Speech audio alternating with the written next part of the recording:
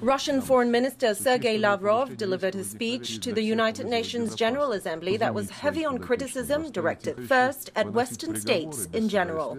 We see the desire of several Western states to retain their self-proclaimed status as world leaders and to slow down the irreversible objective process of establishing multipolarity. To that end, these powers do not hesitate to use any methods, including political blackmail, economic pressure, and brute force. Lamenting the shrinking space for international cooperation, Lavrov took a few swipes at one particular country, the United States. We are observing an onslaught of belligerent revisionism against the modern system of international law.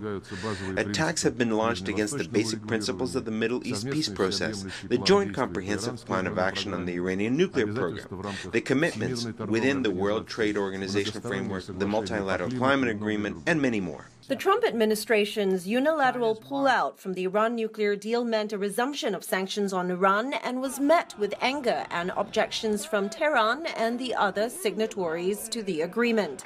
And Washington's decision to recognize Jerusalem as the capital of Israel and move its embassy there was objected to by a majority of UN member states. Germany's Foreign Minister Heiko Maas also spoke out against unilateralism. Action based solely on nationalism with the objective of putting my country first reaches its limits here, not least because our climate knows no borders. The alarm bells have rarely sounded as loudly as they did in the summer of 2018 in almost all parts of the world. One of the key questions, though, is how far a country like the US, with its deep pockets and immense clout, can test those limits. Li Lingtan, CGTN at the United Nations.